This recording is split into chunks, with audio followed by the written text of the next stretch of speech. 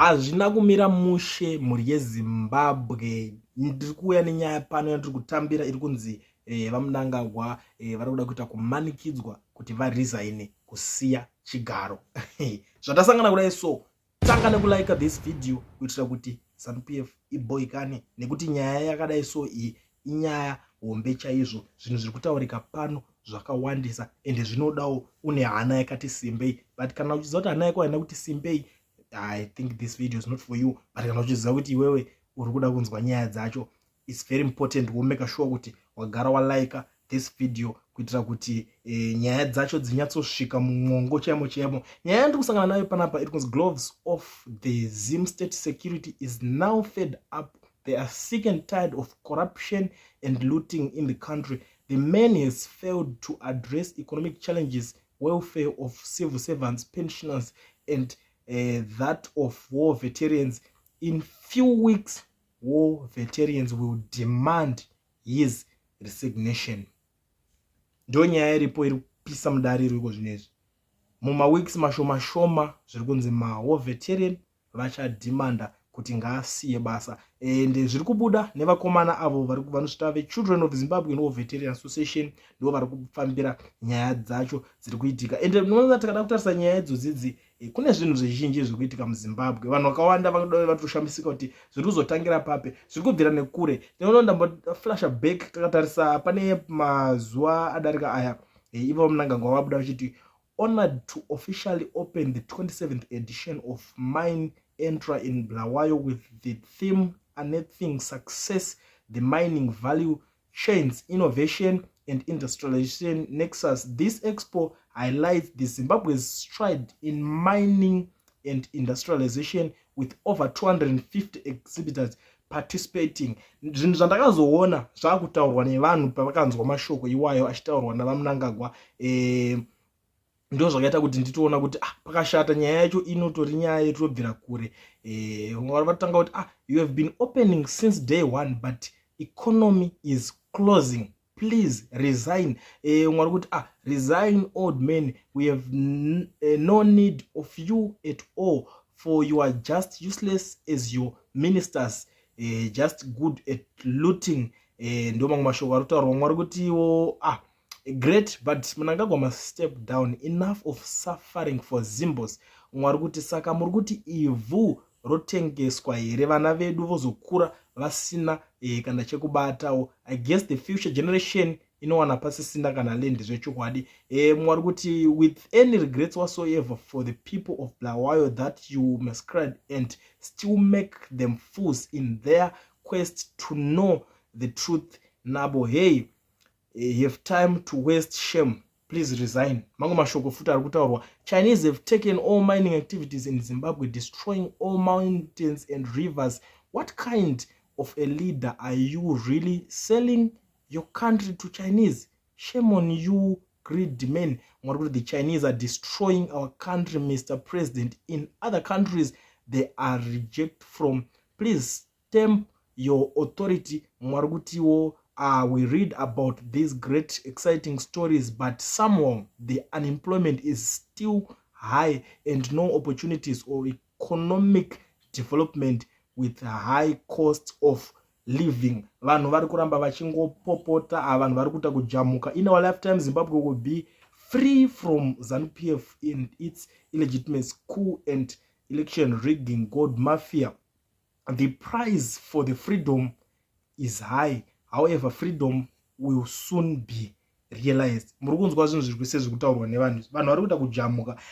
Nyaya dzekuti unoshaya kuti zvambotangira papi, uzongoona kuti they can't be smoke without fire. Now zvakuda vanhu vakaita sesu kuti takuzviziva, ukanzwa pari kutaurwa something tobva tanyatsa kurowa maresearches takunyatsotsvaga tichiita inonzi fault finding, kutsvaga kuti zvatangira papi, chichi kunyatsa kutrigger. Umwe ari kuti are you not ashamed that you are a korokoza uri president? Tell us what you think about the Chinese mining every mineral and ship them to China. We know you have your cut there, but what is it there for the rest of us? Ndo mamwe mashoko ari kutaurwa nevamwe vanhu vari kutaura umwe ari kuti onadi even makonzo emuzimbabwe akuziva kuti hauna chauri kuita towards betterment and useless person on earth chako ndechekungoisa mashow asina zvaanotipa chii chakadaro ichocho.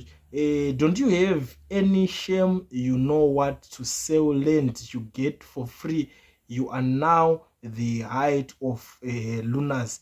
You are a pathetic leader. Mamwe vanhu vari kupopota nawo ndo vandadzika nenyaya. Pane musi wakapuwa machiefs mota kana muchiri kurangarira dhei racho rerea vaMnangagwa ndobva vabuda vakati I handed over 90 new service vehicles to our chiefs as part of ongoing support for traditional leadership. Chiefs play a vital role in driving Vision 2030 and will be crucial in food distribution during the current drought. We continue to improve their condition of service with more initiative on the way. Urikuona nyaya iripo machiefs vari kuzodidididi panyaya yekuzonzi 2030. Urikuona nyaya yacho iripo kwete kuti vanzi vari kuita something good for the country. No, nyaya yacho pari kunzi machiefs vari kuplaya a crucial role vari pakudriva pa 2030 vision 2030 vision 2030 ane muri kuiza ndo nyaya inga iri kunetsa iri kuitisa noise dzakanyanya paya. Saka zvimwe zvakatanga kuzotaurwa nevanhu ipapo no zvakasvika pakundivhundutsa kuti what's going on. Vanhu vari kubhunya kuzoita sei ndozvonyatsoratidza kuti vanhu vaneta. People are actually tired zvekutodaro. Umwe ari kuti why did you do that ED? So you buy cars for the chiefs to distribute food donations from Rwanda and Japan. Why won't you use the money to buy grain and hire trucks for food distribution like before? Why cars ED? Why? Ndo mamwe mashoko ari kubvunzwa neumwe. Aya umwe ari kuti zvamunoita izvika hazviitwe nemunhu mutungamiriri wenyika. Izvi zvinoitwa nemunhu ari kuda kutsvaga fame chete asina hanya nevanhu, heartless. Do you believe that people are starving in Zimbabwe? Imagine all of countries Kagame is coming to rescue Zim instead of buying cars for his chiefs. Shame. Murikuona nyaya yacho zvimwe zvacho zvinobata kuti Kagame akutouya otokupaiwo something chibage kuti mubatsirika nemimi. Iye achitadza kutotengerawo machifu ake mota ikoko oya otengera imimi chibage chekuti mudye. Chii chakadaro ichocho.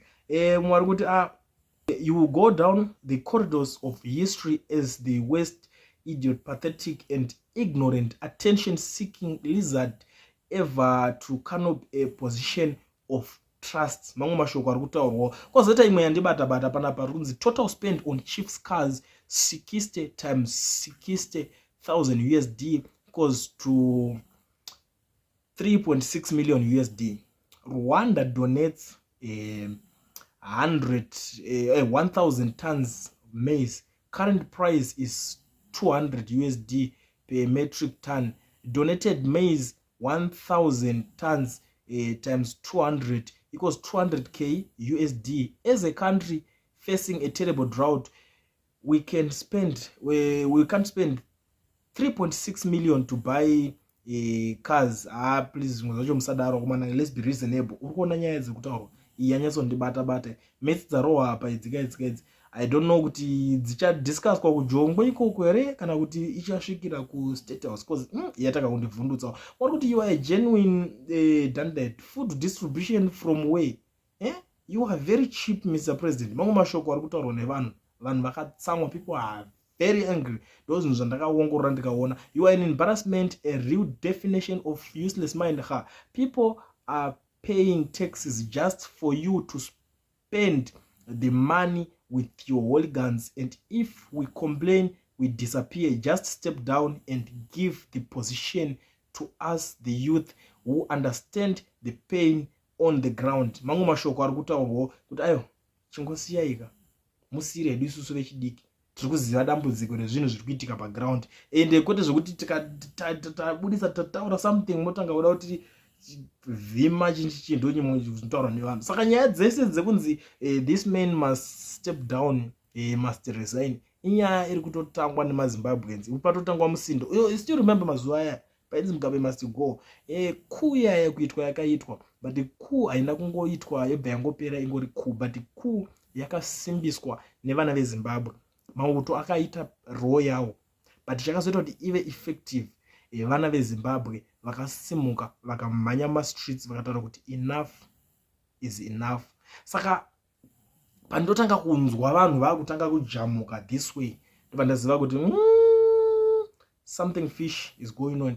Pane zvakuda kutoitika, pane zvinhu zviri kutoitika, ende pane zvakuda kutoitika. Ndosaka panapa vanhu veChildren of Zimbabwean War Veteran Association vazobuda vakataura kuti nyaya iripo pano hombe ndeyekuti pari kunzi zvoni avo ma-state security agency, isusu tinongovati magadhi enyika, magadhi enyika ndozvatinenge tichivataka kuti aiwa magadhi ehurumende, but pari kunzi ivavo vacho vari kunzi vanetawo nazvo handiti. Saka pari kunzi ma-war veterans ndo vakuda kudhimanda kuti mukuru chibva zvenyu musiyane nazvo izvi.